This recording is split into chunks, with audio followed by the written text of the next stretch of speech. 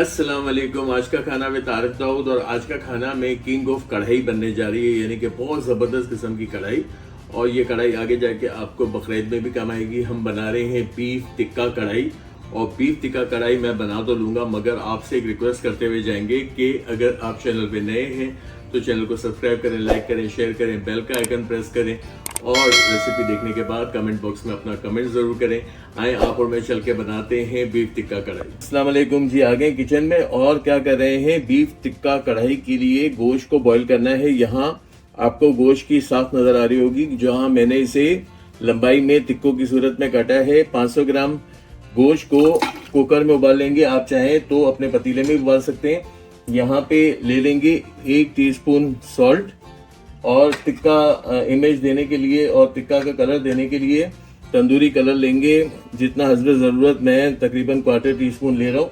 यहाँ पे गोश्त को उबाल लेंगे और इसके बाद बनाएंगे बीफ टिक्का कढ़ाई। चलिए, गोश्त को तकरीबन 90% उबाल लिया था। यहाँ आपको टिक्का कलर का गोश्त नज़र आ रहा है और इसकी यखनी थोड़ी सी बचाई है, और यखनी रखी वो थोड़ी थी।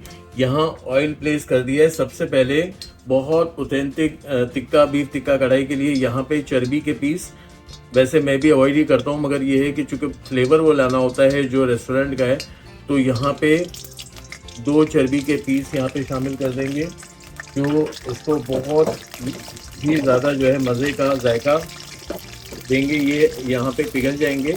अच्छा, और क्या करेंगे साथ में जो मेरे पास उबला हुआ गोश्त है, इसको थोड़ा सा फ्राई करके निकाल लेंगे।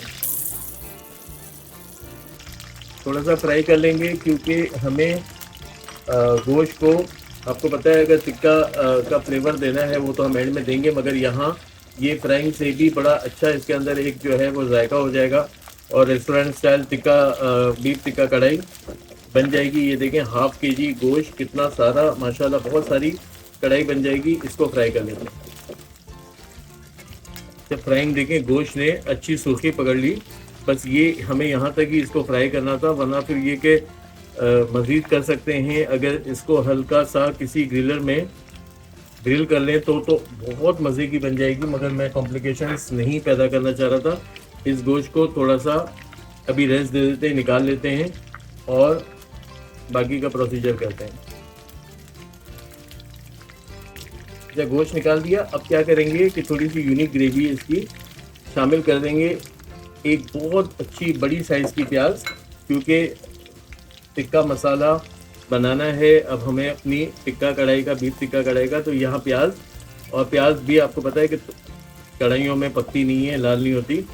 यहाँ पे शामिल कर देंगे इसके अंदर 1/2 kg गोश्त के लिए 1/2 kg ही टमाटर, और टमाटर थोड़े से नरम हो जाएंगे, इसका छिलका निकाल के बकिया मसाले हम इसमें शामिल करेंगे। अभी पहले तो हम इसके अंदर 1/2 kg टमाटर बिछा देते हैं इस तरह,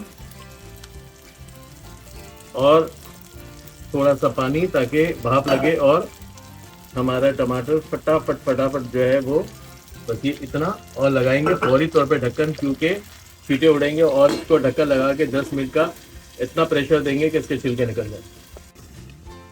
अच्छा, अब मेरा ख्याल है 5 से 7 मिनट इसको भाप दी।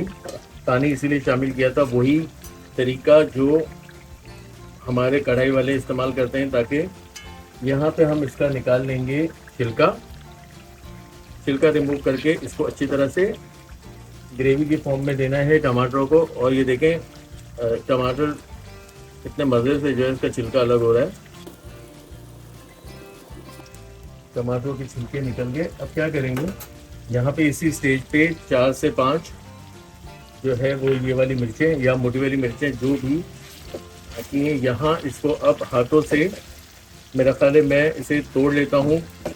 यहाँ बहुत बड़ी साइज़ के भी टमाटर मिलते हैं हमारे यहाँ पाकिस्तान में या इंडिया में, तो देसी टमाटर जो छोटे वाले मिलते हैं तो वो तो फौरी तौर पे हो जाते हैं। इसको अच्छी तरह से अब हम गूंद लेते हैं, टमाटरों को पीस लेते हैं।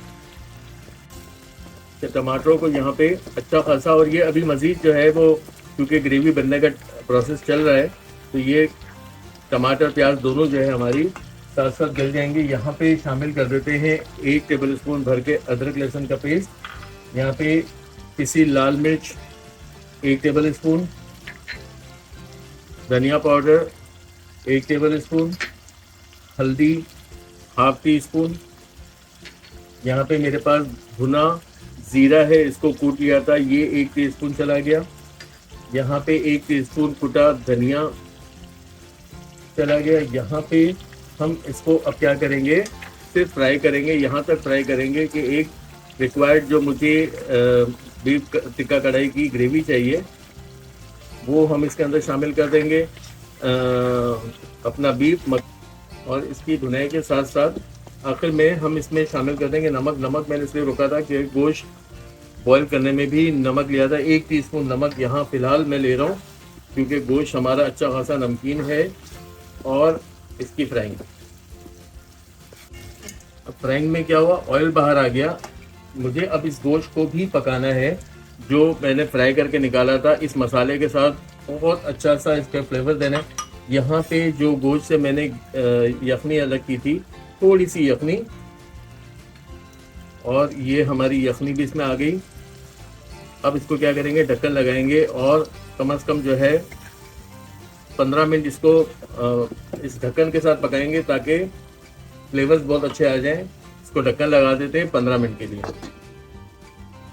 चलिए, हमने इसको 10 मिनट के लिए ग्रेवी के साथ पकाया और इतनी को मज़े की खुशबू आ रही है। और ख़ास तौर पे ये आपके आने वाले दिनों में बकरीद में और अभी से एपिसोड्स करना शुरू करेंगे ताकि आपको भी आसानी हो जाए। कुछ एपिसोड्स ऐसी हैं और ये बीफ टिक्का कढ़ाई तो यकीन माने बिल्कुल नई भी है और बीफ काफ़ी मकदार में होता है, तो इसे मज़ीद बनाई। यहाँ पे इस स्टेज पे शामिल कर देंगे 1 टीस्पून भर के कसूरी मेथी। और यहाँ पे मेरे पास है बहुत थोड़ी क्वांटिटी में 3 से 4 टेबल स्पून दही। दही हमेशा एक खटास पैदा करता है कढ़ाई के अंदर, और दूसरा ये कि कलर को चेंज करता है। कमर्शियली लोग जो है वो दही को इसीलिए इस्तेमाल करते हैं। और ये देखें, अब क्या करेंगे कि ये ग्रेवी वाला है, फ़िलहाल इसको पकने देंगे, यहाँ तक पकाएंगे कि इसकी ग्रेवी अच्छी खासी रिड्यूस ना हो जाए। देखें, फ्राइंग करते करते ही इसकी ग्रेवी को रिड्यूस किया और इतना खूबसूरत मंज़र है कढ़ाई का, मुझे तो बस मुँह में पानी आ रहे हैं। और ख़ास तौर पे जब यहाँ हम कोई बहुत ज़्यादा यूनिक चीज़ बना रहे होते हैं, थोड़ा सा शामिल किया हरा धनिया, तो यूनिक चीज़ और दिल लग जाती है। यहाँ बहुत अच्छा एक मंज़र है बीफ कढ़ाई का, और अमूमन हम नहीं बनाते हैं मगर ज़रूर बनाएं। और ये देखें, हाफ केजी गोश्त में कितना सारा बरकती हमारी कढ़ाई भर गई है। पर इसकी थोड़ी फ्राइंग इस तरह करते जाएं कि बीफ टिक्का है तो थोड़ा सा ये ड्राई हो और ये लगे कढ़ाई में। आयरन की जो भी कढ़ाई होती है उसमें जब मसाला लगता है तो कढ़ाई का बहुत अच्छा सा एक इफेक्ट आ जाता है।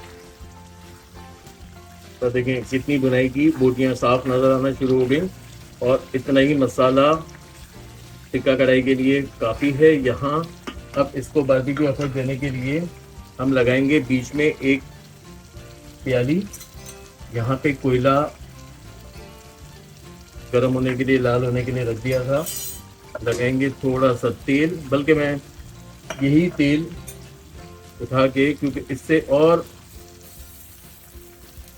मज़े की खुशबू, जलेबी मसाले की खुशबू इसके अंदर आएगी। इसको थोड़ा सा दम दे के फिर आपको प्रेजेंट करते हैं।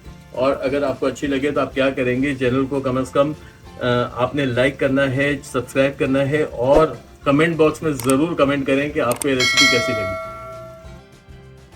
कोयले का दम भी आ गया बेहतरीन किस्म का, और हमारी टिक्का कढ़ाई, बीफ टिक्का कढ़ाई रेडी है।